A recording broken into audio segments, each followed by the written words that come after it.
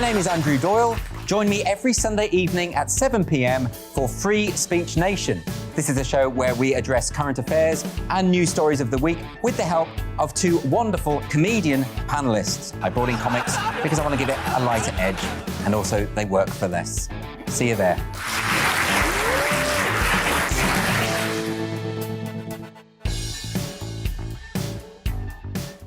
Join my show Farage, 7 p.m. till 8 p.m. Monday through Thursday, and there you will get opinion, analysis, debate, and I'll cover stories that nobody else dares to touch.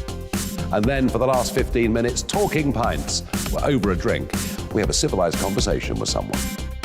We very often disagree, but we do it in a grown-up way. Come and join me on Farage.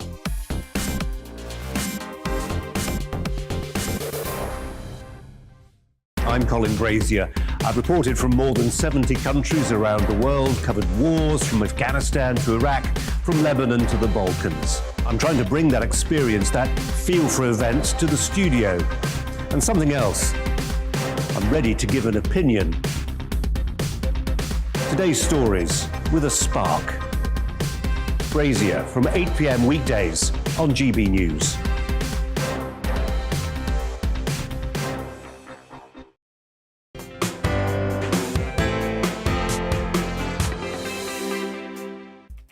Hello, good afternoon on your Boxing Day. It's just gone 3 p.m. We hope you're having a lovely day. You're watching GB News with Bradley Harris and me, Ellie Costello. Lots coming up this hour. Yeah, we'll be remembering how the late Archbishop Desmond Tutu, who fought for justice and inspired people in the UK after his death at the age of 90. And why it's been an unusual day for Boxing Day shoppers. But first, it's the news with Bethany.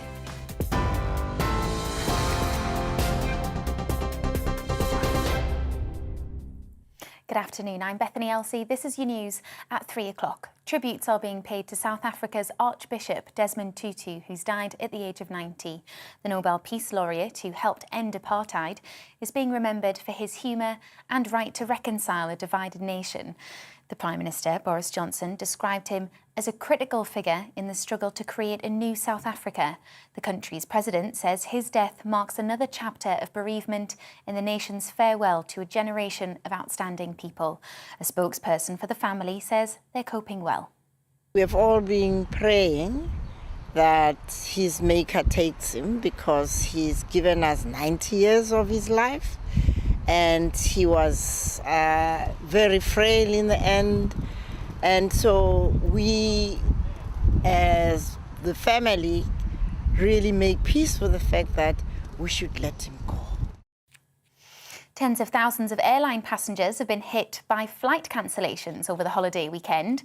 Around 7,000 flights have been grounded globally because of staffing issues following a rise in Omicron cases. The United States appears to be the worst affected, with FlightAware data showing it accounted for more than a quarter of all the cancelled flights. Nearly 10,000 more were delayed.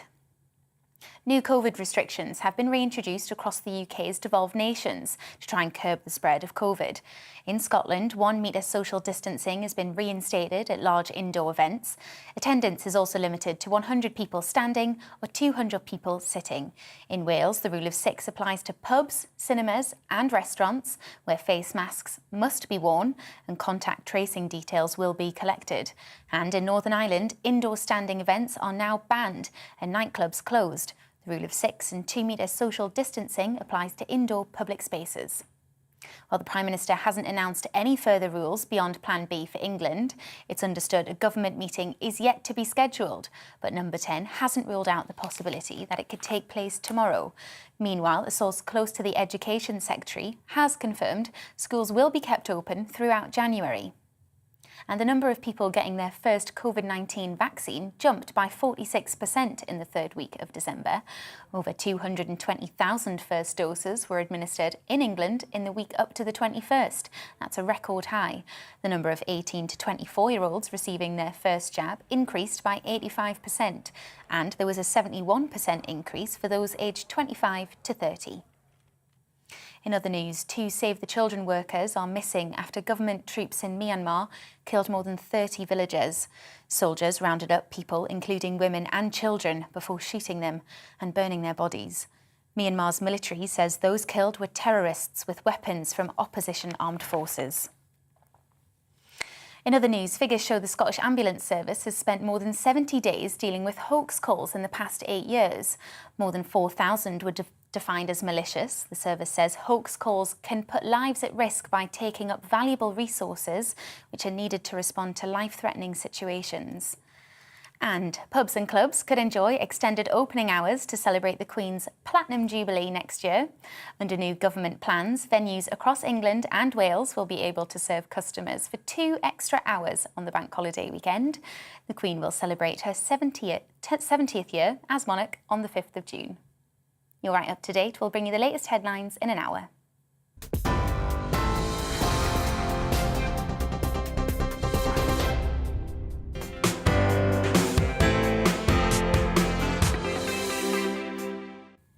Thanks, Bethany, and thanks to you at home for joining us. As you just heard, tributes are pouring in for Archbishop Desmond Tutu, who has died at the age of 90. South African President Cyril Ramaphosa said his death marked another chapter of bereavement in our nation's farewell to a generation of outstanding South Africans. He also said Archbishop Tutu has helped create a liberated South Africa. Tutu was one of the country's best-known figures at home and abroad. He fought for peace and to unite and inspire communities here in Britain who learned directly from him and his example. Political commentator John Coulter explains how he peacefully brought about change in South Africa. He's going to be remembered as someone who championed peace and reconciliation. Let's not forget that in 1984 he won the Nobel Peace Prize, even though he had been nominated about 3 times beforehand. It wasn't until 1984 that he got the full recognition. I think that what he always did was he championed the power of the pulpit, and he never forgot the power of the pulpit. He was first and foremost an Anglican cleric. So I think that one of the things that he will be remembered most was his ability to be able to work with various sections of South African society. I mean, for example, in his role, basically amongst white conservatives, he was almost a figure of hatred. Amongst white liberals, they regarded him maybe as being too liberal, too radical even. Amongst his black radicals, he was regarded as being too moderate. And perhaps amongst the Marxists within the South African Communist Party and elements of the ANC, he was regarded with suspicion. But his great ability was to bring everyone together. And I think that there was almost a twin-track approach where he worked with Nelson Mandela in getting Nelson Mandela released, because he knew the power and influence which Nelson Mandela had. And he knew he could not bring about equality and the end of apartheid in South Africa without, first of all, having Nelson Mandela released, and also combining his work through his sermons, through his speeches, through the pulpit. And we can't underestimate the power of the pulpit and the way in which he challenged the churches, and particularly the faith community, and specifically the Christian community, to mobilize and in a peaceful way bring about change in his native Africa. And I think that that's one of the lessons that we can learn. And that's one of the reasons why MLAs, as I've said, from Northern Ireland were brought out to South Africa to see the work which, of course, Nelson Mandela did, but also the work which Archbishop Tutu did in achieving peace and stability in South Africa.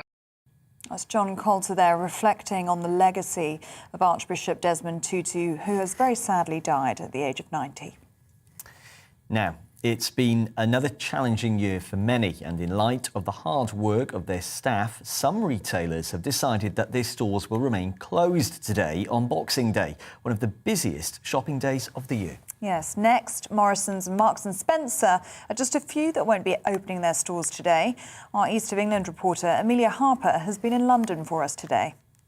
Well, this is typically the UK's busiest day on the shopping calendar, but having looked around, there are not nearly as many people as we would expect pre-pandemic.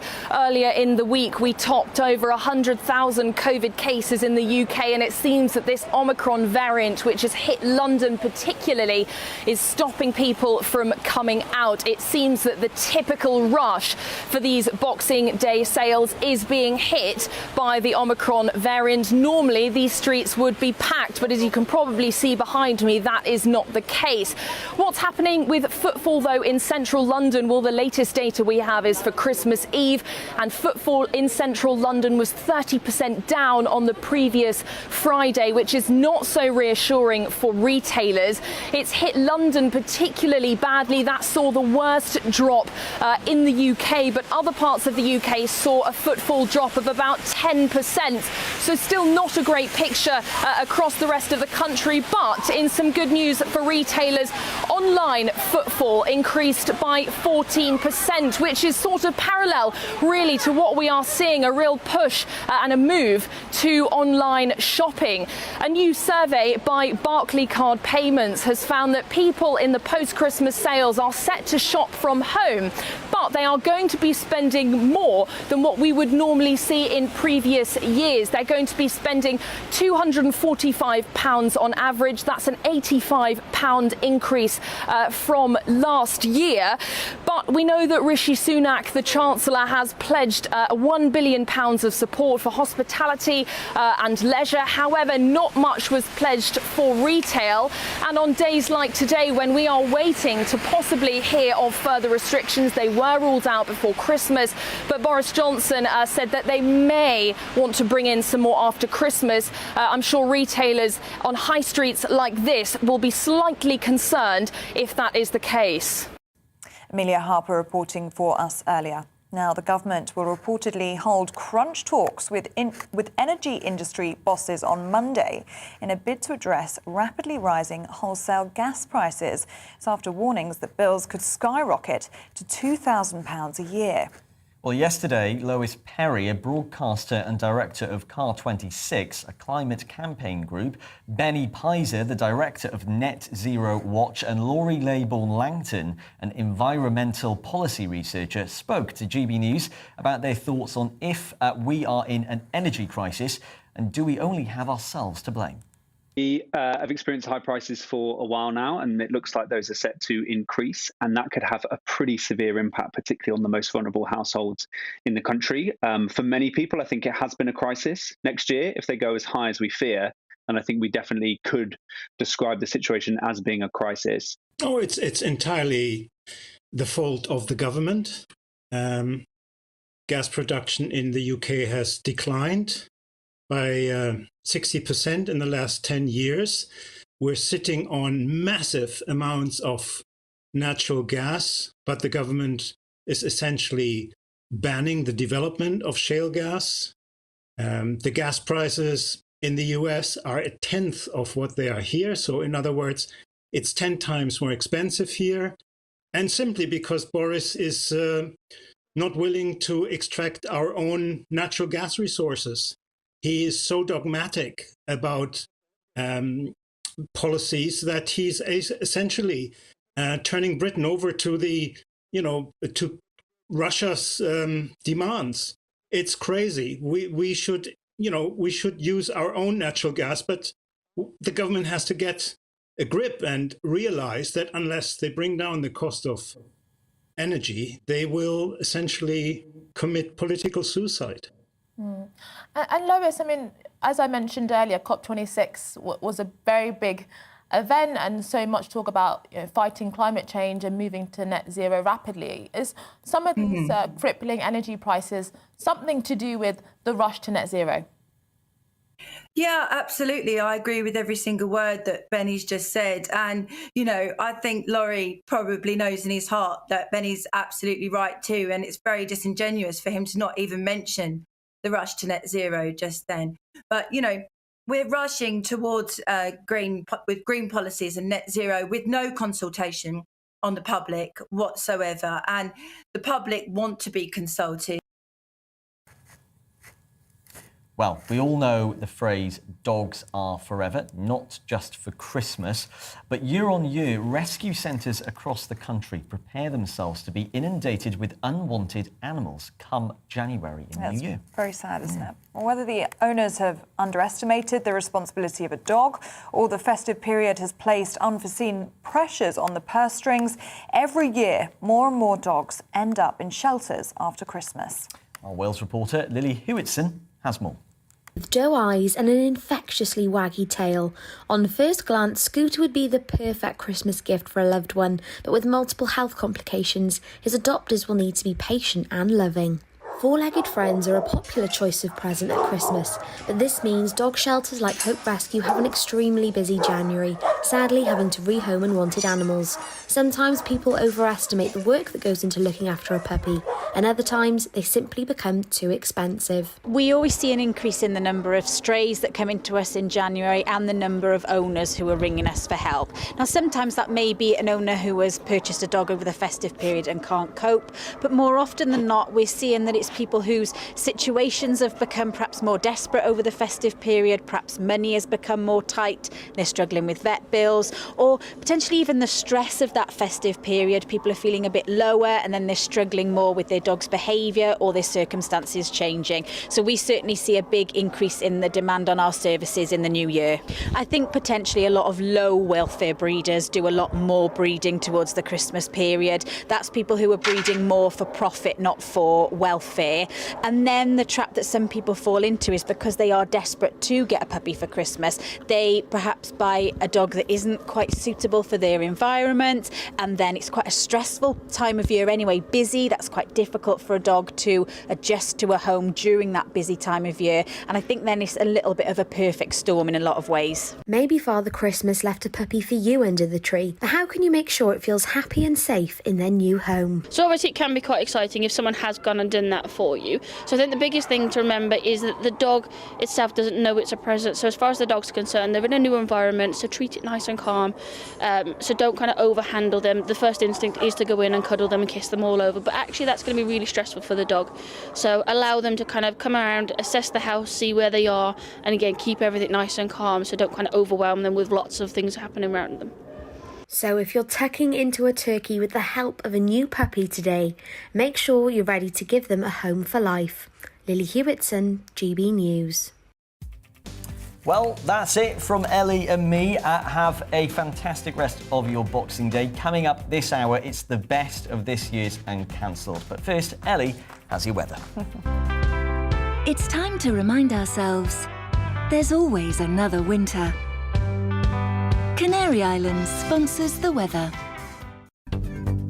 Looking ahead to this evening's weather, and the UK is looking cloudy and misty for many, with some rain in the north. This evening will be largely dry in the southwest, with some clear spells. Skies will be cloudier in the southeast, with mist and drizzle. Rain will be a little heavier across East Anglia. It will be mild under the blanket of cloud. It will also be cloudy in Wales, with a few showers. The showers could be heavy at times, perhaps with the odd rumble of thunder. The thick cloud will give a misty evening across the Midlands. There could be outbreaks of drizzle at times, but it will stay dry for many. Rain will gradually clear northeast England this evening with a little bit of snow over the Pennines. It will feel cold in a brisk wind. It will be a wet end to the day across much of Scotland as rain and hill snow pushes north. After a wet day in Northern Ireland, rain will gradually clear east towards Belfast, leaving a largely dry night. The rest of the night will become dry for most, with cloudy skies and some mist and fog, particularly in the south. And that's your weather for Boxing Day. Canary Islands sponsors the weather.